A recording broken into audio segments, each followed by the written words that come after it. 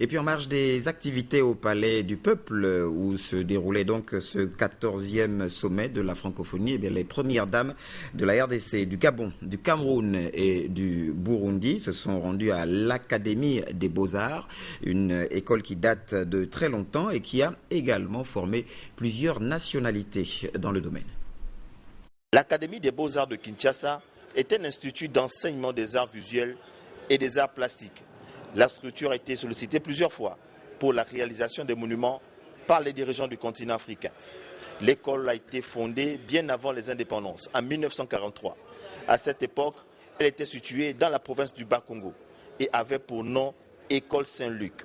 En 1949, 6 ans après sa création, l'école est transférée à Léopoldville, aujourd'hui Kinshasa, et est rebaptisée en 1957 Académie des Beaux-Arts. La réforme de l'enseignement supérieur et universitaire au Zaïre, actuelle RDC en 1981, intègre l'Académie des Beaux-Arts dans l'ensemble des instituts supérieurs techniques nationaux. Aujourd'hui, on retient que plusieurs nationalités sont sorties de cette école. L'Académie des Beaux-Arts étant l'unique institution d'art en Afrique centrale pour l'enseignement supérieur, nous acceptons tout le monde.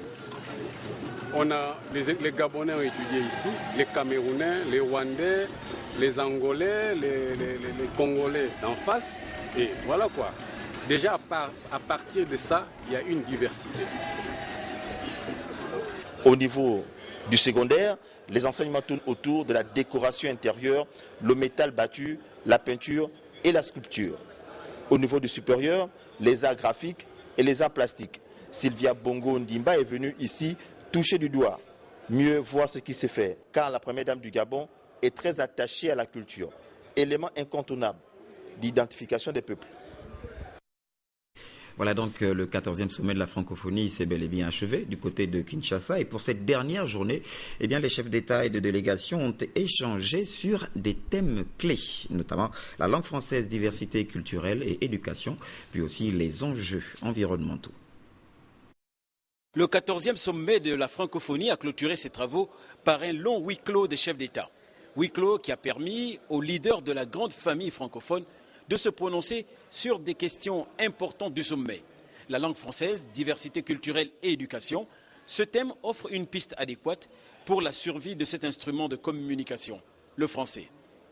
Autre thème et non des moindres, les enjeux environnementaux et économiques, thème managé par le président Ali Bongo Ondimba. Ici, il est question pour les Africains particulièrement, la famille francophone en général, d'arrimer l'essentiel de leur action de développement à l'économie verte. C'est elle qui conduit vers le développement durable, concept innovant. Chaque fois que nous avons l'occasion, nous faisons avancer cette cause de l'environnement. Et donc là, pour nous, il s'agissait de voir qu'est-ce que la famille francophone peut apporter dans ce domaine-là. Et là, un certain nombre de pistes qui sont donc très intéressantes et le Gabon a contribué pour cela. Mais c'est un combat de tous les jours. Les travaux sont sanctionnés par une déclaration, la déclaration de Kinshasa.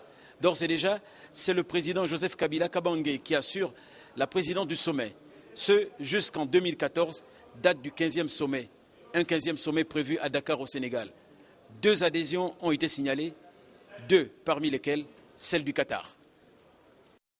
Et puis à l'occasion de la clôture de ce 14e sommet, eh bien, un dîner a donc été offert par le couple présidentiel congolais. Un grand moment de dialogue, nous rapportent nos confrères de la presse présidentielle. Le 14e sommet de la francophonie est le premier jamais organisé en Afrique centrale. Le 5e sur le continent et le premier de la présidence Hollande. En Afrique, les discussions, même les plus houleuses, se poursuivent toujours autour d'un repas. C'est précisément à table que les accords, même les plus difficiles à manœuvrer, ont souvent connu des dénouements heureux. Kinshasa n'a pas dérogé à la règle. Les tensions d'avant-sommet, les déclarations intempestives prononcées par les uns et les autres ont fortement ébranlé la sérénité de certains animateurs de la francophonie. À l'ouverture des travaux au Palais du Peuple, d'importants efforts de communication ont été enregistrés pour éviter la rupture. Ce n'est pas toujours suffisant dans tous les cas. Les échanges autour de ce mets congolais ont offert de nouvelles pistes de dialogue pour apaiser autant que faire se peut l'ambiance électrique suscitée par les propos rendus publics avant le début du sommet. Aussi, François Hollande a su intégrer son rang au sein de la grande famille. Les 2 orateurs qui ont animé le toast ont appelé la famille à plus de solidarité et d'entraide pour une coopération encore plus dynamique, respectueuse de l'action des autres.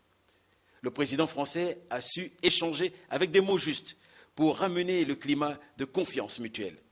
L'objectif au finish, c'est une famille riche de par sa diversité, mais dynamique pour sa capacité à transcender les divergences et laisser la place au dialogue et à la concertation. Les convives se sont séparés, le sourire retrouvé. L'air de dire, les malentendus, c'est du passé.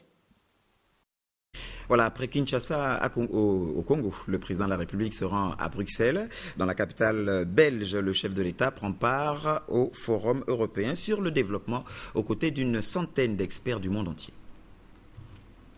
Bruxelles, la capitale de Belgique. Depuis 1830, la cité connaît une densification démographique. À la pointe de l'Europe, Bruxelles est aussi une cité cosmopolite et multiculturelle.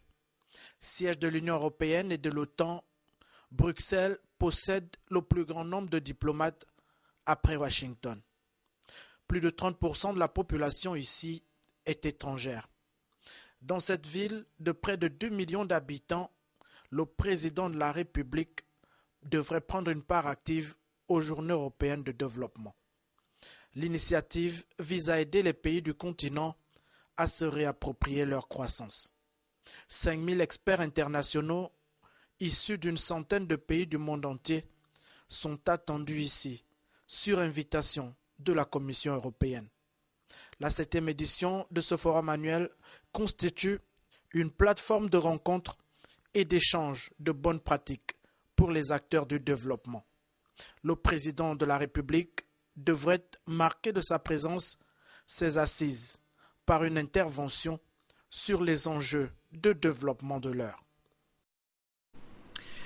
Voilà, nous parlons à présent du premier anniversaire du décès du président de l'Union du peuple gabonais. Et pour en parler, nous recevons sur ce plateau M. Alix Kizito Mulungi Bouangé. C'est bien prononcé ? Bonsoir. Bonsoir, monsieur Tchinda. Alors, vous êtes le secrétaire politique en charge donc de la communication de l'UPG. C'est cela. Alors, au moment donc où vous allez célébrer ce premier anniversaire de la disparition de Pierre Mamboundou, vous allez peut-être nous donner les grandes articulations de cette célébration, cet événement. Je vous remercie, monsieur Tchibinda. Selon le bureau du secrétariat exécutif de l'Union du peuple gabonais, le programme commémorant le premier anniversaire de la disparition de notre président est arrêté comme suite. Déjà, toute la matinée, nous demandons à tous les militants et militantes, sympathisants, de se rendre déjà au siège pour que l'ambiance soit déjà effective. Mais le nœud de la manifestation va commencer précisément avec la messe de requiem qui aura lieu à 16h. Mais nous demandons déjà à toutes les personnalités et les membres du bureau politique d'être à partir de 14h à la cathédrale Sainte-Marie. Ensuite, à 17h, c'est le retour pour le siège. Et de 17h à 18h, arrivée des représentants des chefs des partis politiques ainsi que leurs présidents. Ensuite, arrivée des membres du corps diplomatique, parce que nous avons tenu à inviter tout le monde. Le président Mamboundou n'était pas simplement un nationaliste, mais il était aussi, au sens international du terme, quelqu'un de très apprécié. Et il a eu beaucoup d'amis. C'est ainsi que nous aurons à partir de 18h30 le mot de bienvenue, la diffusion des films de l'œuvre laissée par Pierre Mamboundou. Ensuite, 19h30, le discours du secrétaire exécutif de notre parti. Et la fin des festivités sera clôturée par un cocktail. Alors, nous constatons autour de cet événement qu'il existe sur la place deux affiches. Alors, qu'en est-il exactement ? Vous faites bien de poser cette question, cela me donne l'occasion de recadrer le débat. En effet, le contexte politique actuel... Mais très rapidement, s'il vous plaît. Oui, le contexte politique actuel ne nous permet pas, je voudrais dire, d'organiser ce genre de manifestation. Nous voulons commémorer la disparition... Parce que dans l'une des affiches, on parle d'une marche qui serait organisée. Voilà, donc nous voulons commémorer dans la sobriété, dans le recueillement, la disparition. Il n'est nullement besoin pour nous d'organiser une marche, parce que la marche au sens politique est vue comme une protestation. Nous ne protestons rien, nous voulons simplement rendre hommage à notre défunt président. Ceci dit, nous ne nous reconnaissons pas dans cette affiche, et il n'est pas de la responsabilité de la frange menée par le secrétaire Mathieu Mboumbandjingi que j'accompagne dans son œuvre parce que je reste un légaliste selon les dispositions et les statuts du parti. Alors, vous parlez de frange. Dernière question très rapidement. Existe-t-il 2 UPG finalement? Il n'y a pas 2 UPG, il y a simplement une crise. Et là, vous me donnez l'occasion de lancer cet appel que lance le secrétaire exécutif, M. Mboumba Diengui, qui tend toujours la main pour qu'ensemble, nous organisons le congrès dans la sérénité. Ce n'est pas en restant à la périphérie que nous allons, n'est-ce pas, trouver un consensus. Venez au parti, les gens, les postes sont là, et personne n'a été changé ni chassé du parti. Revenons pour préparer le congrès dans la sérénité. D'accord. Merci en tout cas.